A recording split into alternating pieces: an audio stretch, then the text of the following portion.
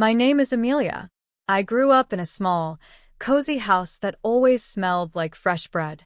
My dad ran our family bakery, which he had taken over from his parents. After school, I loved helping him knead the dough, feeling the soft texture under my hands as we worked together. My mom, however, was quite different. She worked as a realtor and was always dressed in sharp suits and high heels. She made more money than my dad, and that often caused tension in our home. One evening, when I was 11, I heard my mom calling from the kitchen. "Amelia, come set the table," she yelled.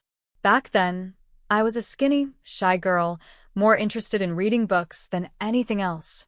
I marked my place in the book I was reading and hurried to the kitchen. As I set the table, I couldn't help but overhear my parents arguing again. "It's been another slow month, Tyler," my mom said with frustration in her voice.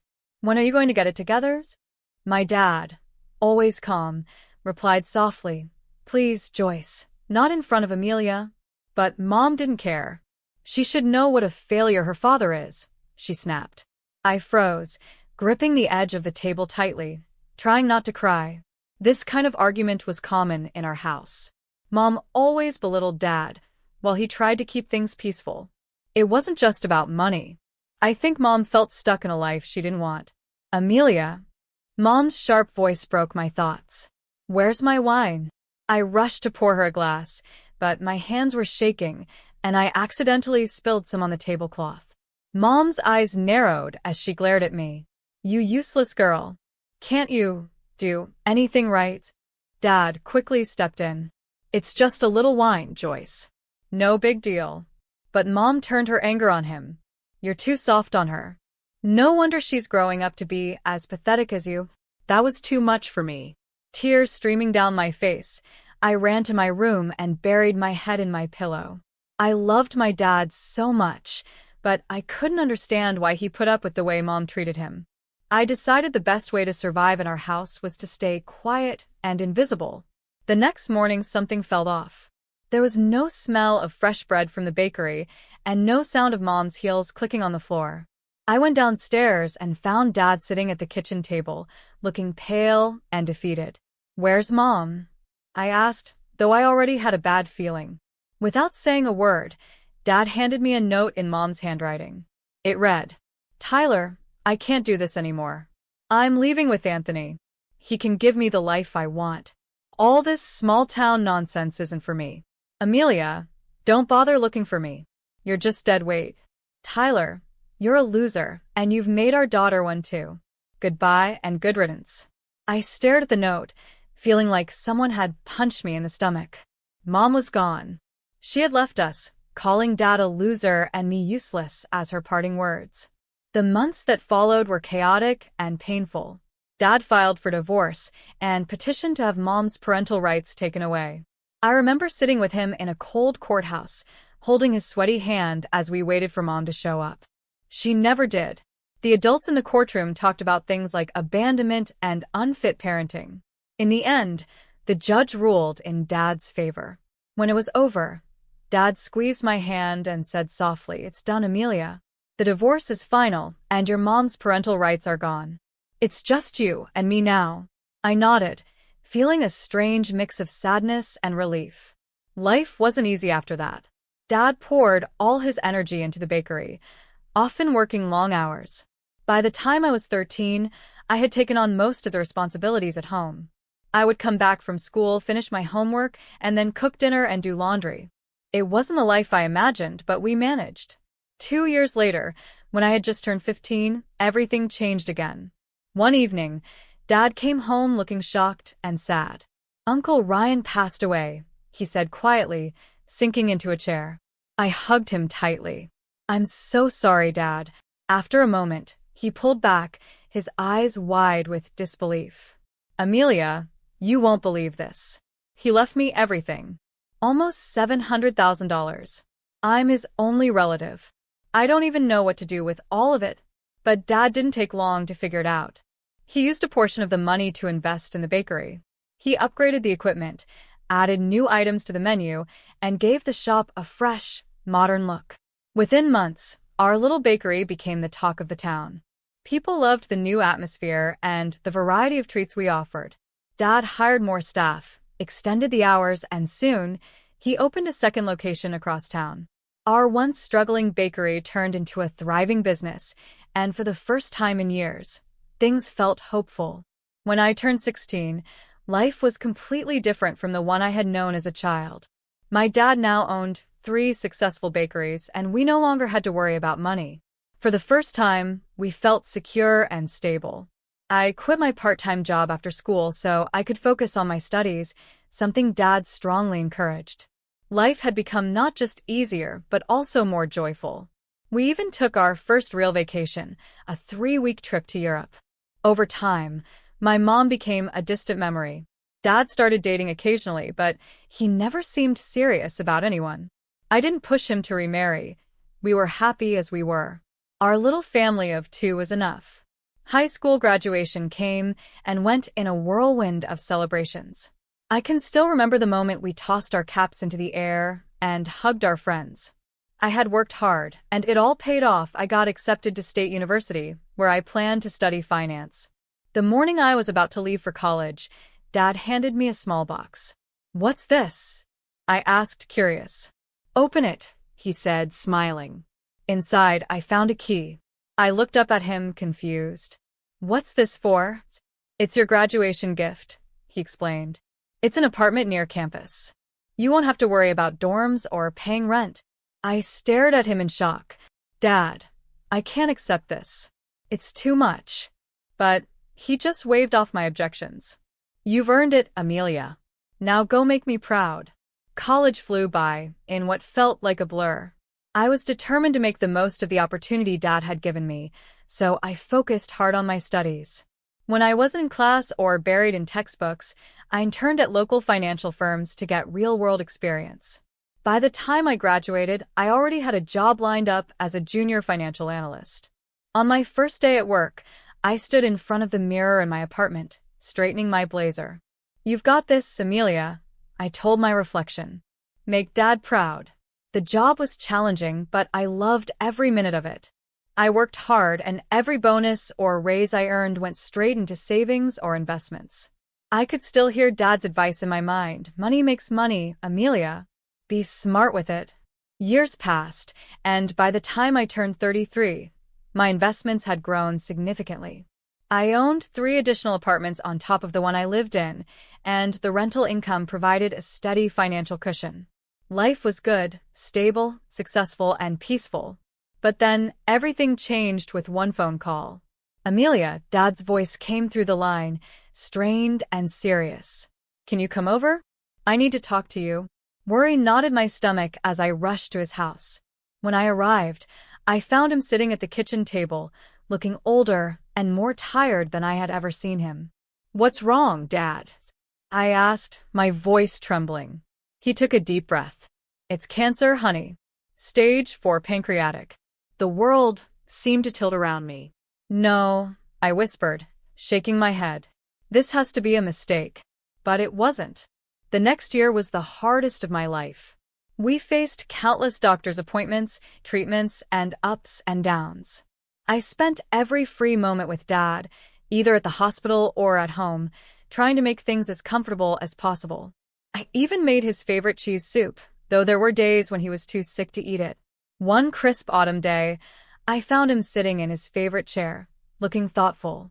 "We need to talk, Amelia," he said, patting the seat next to him. I sat down, already dreading what he was about to say. "The doctors told me I have about 5 months left," he said gently. "No," I interrupted, tears filling my eyes. "They're wrong. We'll get a second opinion." "Amelia," he said, reaching for my hand, "it's okay. I've made peace with it. But there's something I need to do. I'm selling the bakeries, and everything will go to you. You'll be set for life." I pulled my hand away, wiping my tears. "I don't want your money, Dad. I want you." He gave me a soft, sad smile. "I know, sweetheart. But this is my way of taking care of you, even when I'm gone." The next 6 months were a mix of bittersweet moments. We talked more than ever about everything and nothing. I memorized every detail about him. The lines on his face, the sound of his laugh, and the faint smell of sugar and flour that always seemed to cling to him. Then one quiet Sunday morning he was gone. The funeral was a blur of tears and goodbyes. Afterward, I sat alone in his empty house, clutching his favorite apron like it was a lifeline. The lawyer had already come by with the paperwork. As Dad promised, he left everything to me. I used the money from the bakeries to buy 3 more apartments. It felt like the right thing to do, like I was continuing his legacy, building something that would last. A year after Dad passed, I had finally started to find my balance again. Work kept me busy, and managing my rental properties gave me a sense of purpose. I was settling into a new normal, or so I thought. Then came another phone call that turned my world upside down. "Amelia," a familiar voice said. "It's your mother. I'm back in town, and I'd like to see you if you're willing." My mind raced. Part of me wanted to hang up immediately and shut the door on the woman who had abandoned us. But another part of me, the part that still remembered the little girl who had once loved her mom, felt curious. After a long pause, I finally replied, "Okay." When I agreed to meet my mom, I wasn't sure how I felt. Part of me was curious, but another part was nervous. Still, I found myself saying, "Let's meet at Don Jose's Mexican restaurant tomorrow at noon." The next day, I arrived early. My stomach was in knots as I sat at the table, waiting. At exactly noon, I saw her walk in. She looked older, of course, but still elegant, just as I remembered. However, she wasn't alone. Behind her was a young girl, maybe around 17 years old. Mom spotted me and hurried over, her face lighting up. "Amelia, darling. You look wonderful," she said, pulling me into a quick hug. Then she motioned to the girl. "This is Abigail, your sister." Her words hit me like a brick. "My sister?" I stared at Abigail, trying to process this shocking revelation.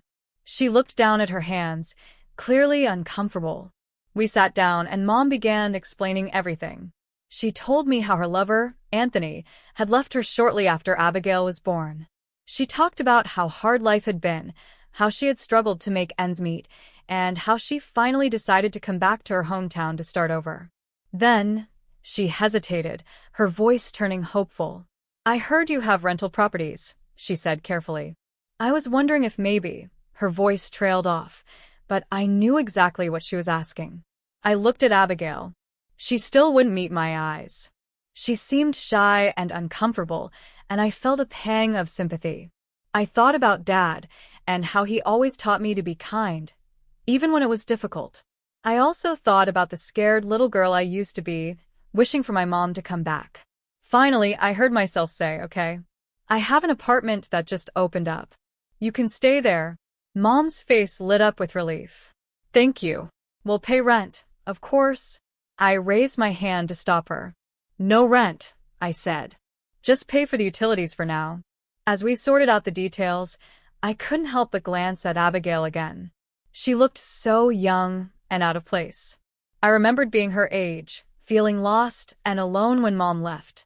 Trying to break the awkwardness, I asked, "So, Abigail, are you a junior in high school?" She nodded and finally looked up at me. "Yeah, it's weird starting at a new school for senior year." "I bet it is," I said, feeling another wave of sympathy. "Listen, if you ever need help with school or just someone to talk to, I'm here, okay?" Abigail gave me a small smile. "Thanks. That means a lot." As we left the restaurant, Mom hugged me again. "You're an angel, Amelia. I know I have a lot to make up for, but I hope we can start fresh." I nodded, not trusting myself to speak. That night, as I lay in bed, I couldn't shake the feeling that my life was about to get much more complicated. For better or worse, my mom was back, and I had a sister. Only time would tell what that meant for all of us. The months after Mom and Abigail moved back were strange. Mom quickly found work as a realtor, slipping back into her old life, as if she had never left. Abigail enrolled in the local high school to finish her senior year. I kept my distance, unsure how to navigate this new family dynamic. Every now and then, Mom would call or stop by. "Amelia, darling, thank you again for the apartment," she'd say, smiling warmly. "You've been such a blessing." Her endless gratitude made me uncomfortable. "It's fine, Mom. I'm glad I could help," I'd reply, trying to keep the conversations short. Abigail and I, however, started to develop a cautious friendship. She'd ask for help with her math homework, or we'd talk about her college plans. It was nice, in a way, having a sister. But there was always a barrier between us, the weight of all the years we had missed. Then, Abigail's graduation day arrived. I sat at the back of the auditorium and watched as she accepted her diploma. I noticed Mom beaming with pride, and for a brief moment, I wondered what life might have been like if she had never left us. The very next day, Mom showed up at my door unannounced. Her face was red, and her eyes blazed with anger. "We need to talk," she snapped, pushing past me into the living room. I followed her, confused. "What's going on?" She spun around to face me. "Don't play dumb. I know about the apartments, Amelia. All 4 of them." My stomach dropped. "What about them?" I asked, keeping my voice calm. "You've been hiding this from us," she shouted. Living the high life while Abigail and I were scraping by. I felt my temper rising. "Excuse me? You're living rent-free in one of those apartments. Isn't that enough?" "It's not," she spat. "Half of those properties should be mine. I'm your mother." I couldn't help it, I laughed. It was so ridiculous. "You can't be serious," I said. "You gave up any claim to my life or my things when you abandoned us, remember? No parental rights. No child support." Her tone suddenly softened, and she pleaded, "Amelia, please. Think about Abigail. She needs money for college. If you just sold one apartment." "Absolutely not," I interrupted, my voice firm. I cut her off before she could finish. "Abigail's education is not my responsibility." Mom's face turned red with anger. "How can you be so selfish?" she wailed. "After everything I've done for you." That was the last straw. I stared at her in disbelief. "Everything you've done for me?" I repeated, my voice shaking. "Are you talking about abandoning me when I was a child? Calling me useless in your goodbye note?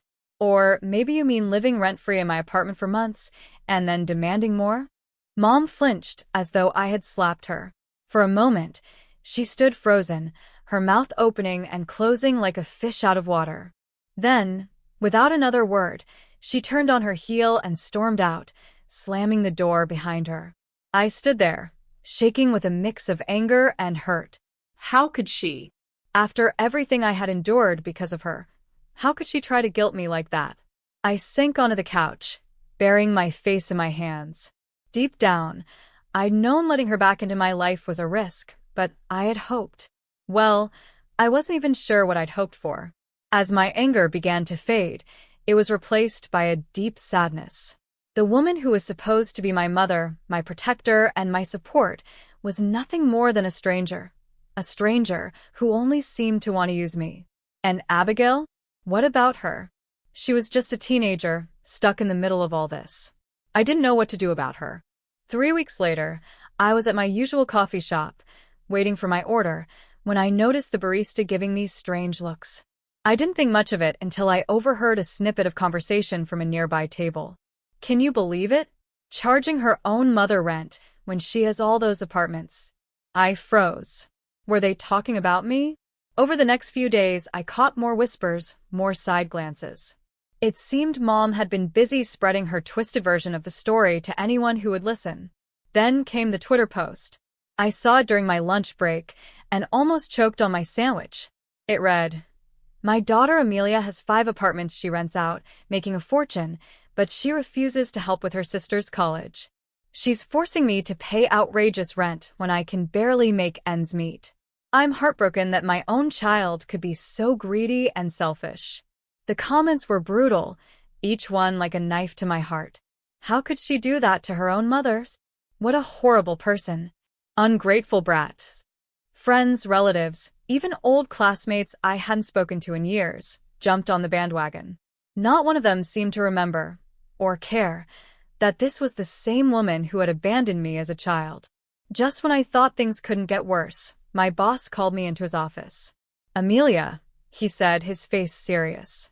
"We need to talk about this situation with your mother. It's starting to affect the company's reputation." I felt the blood drain from my face. Sir, I can explain. He held up a hand to stop me. I'm not asking for details, but I need you to resolve this quickly and quietly. We can't have this kind of drama associated with our firm. Do you understand? I nodded, my throat too tight to speak. Back at my desk, I saw an email notification about unpaid utilities for Mom's apartment. Of course. With shaky hands, I called her. What do you want? She snapped when she picked up. I took a deep breath, trying to stay calm. Mom, there are unpaid utility bills for your apartment. We agreed that you'd cover those, remember? She scoffed. Oh, please. You're making so much money from those apartments, you can afford to pay a few bills. That's not the point, I said, my patience wearing thin. We had an agreement. An agreement, she shot back, her voice cold. Like the agreement that you'd help your family? What good did that do us?